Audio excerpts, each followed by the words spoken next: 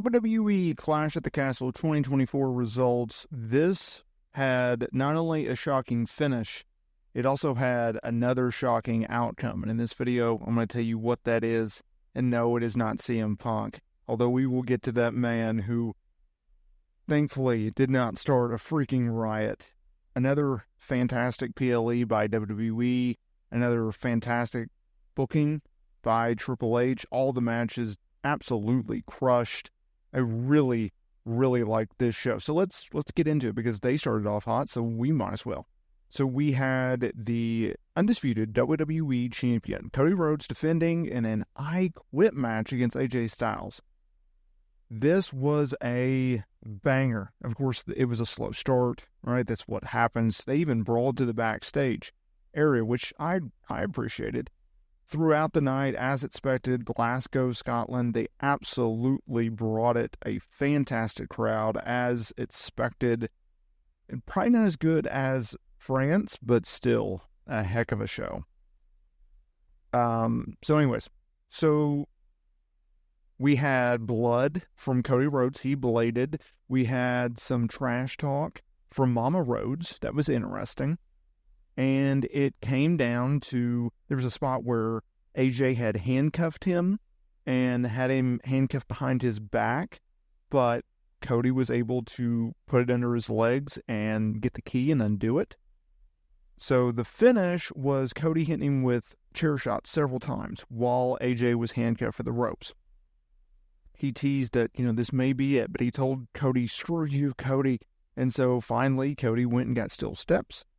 And AJ quit, which was interesting.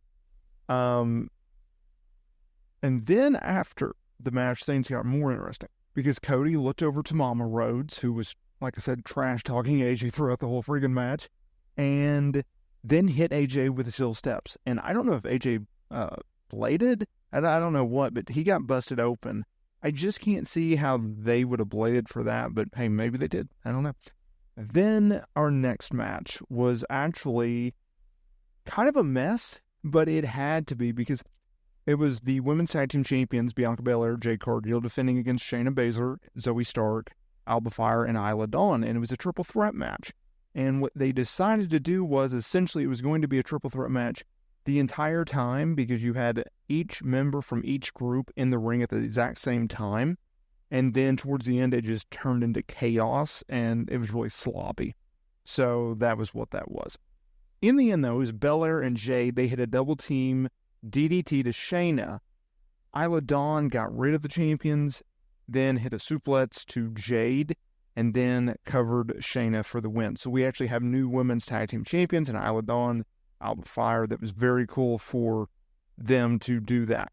So that was that. One of the better matches of the night in terms of just storytelling, I absolutely loved this match because of the storytelling aspect, was Intercontinental Champion Sami Zayn defending against Chad Gable. They had constant outside interference with Otis and Maxine Dupree, but it wasn't what you would think because they didn't help Chad Gable, no. What they did was they continuously teased Chad Gable, telling them, attack him, attack him, attack him. And they wouldn't. They never betrayed Sami. Instead, Dupree, who was selling a ankle injury, she had a walking boot on. She had fallen, and Otis picked her up and walked her to the back, essentially turning his back on Chad Gable. This allowed Sami Zayn to hit his haluva kick for the win and retain the IC titles. That was interesting, and obviously they made it very, very clear on commentary this was the end of the Gable-Zayn feud, and now we are going into the Otis-Chad Gable feud, which I'm looking forward to. Bayley versus Piper Niven. This was probably the most disappointing match on the card, and probably it wasn't as bad as a triple threat for the tag titles, but this was disappointing because I was expecting more out of these. And, of course, you had some outside interference from Chelsea Green. She got tossed out early on before coming back out with a Rey Mysterio mask. And in the end, after Piper hit her with a power bomb or a power slam for 2, Bayley got her back in the ring and rolled up Niven as she was going for a Samoan drop.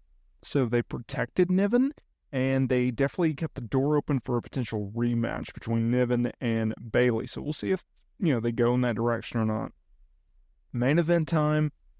Oh, what this show was built around. World Heavyweight Champion Damian Priest putting his championship on the line with Drew McIntyre. Judgment Day was barred from ringside.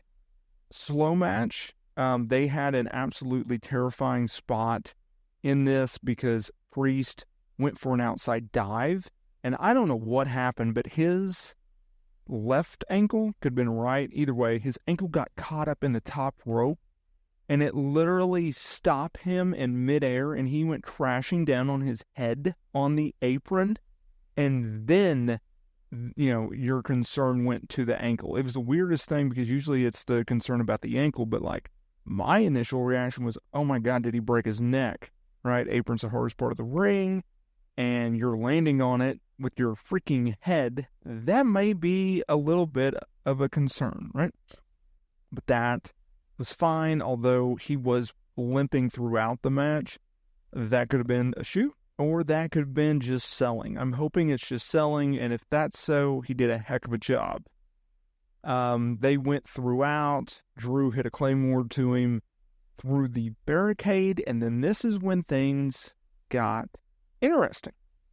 So Drew hit him with a Claymore kick, and Priest kicked out. Priest hit a chokeslam for 2. Then there was a referee bump, and this dude went flying into the barricade, off the apron. Then Drew hit him with a Claymore kick. Second referee slides in. They had the absolute perfect camera shot. Who was it? One CM Punk. And he counted 1, he counted 2, and he stopped. He stood up. Drew started to choke him. Punk hit him with a low blow, and Priest capitalized with his chokeslam finisher for the freaking win. And at this point, I thought, oh my God, they're going to start a freaking riot. Thankfully, that didn't happen. Thankfully, the fans kept calm. Obviously, we knew that we were going to get some type of screwy finish. We just didn't know how they were going to do it exactly, because obviously Punk is getting closer to being medically cleared. Clearly, that is the program that they want to do and have been booking for multiple months. And it didn't make sense for Drew to win the championship, do a one-off with Punk at Money in the Bank, and then go right into a feud with Gunther at SummerSlam for the world title, because Gunther won King of the Ring, and therefore he earned the opportunity to challenge for the world title then. So it didn't make much sense for Drew to win. So we knew Punk was going to get involved. We just didn't know how Punk was going to get involved. And I think with that expectation going into it, I think that helped reduce the chances of a riot from these fans.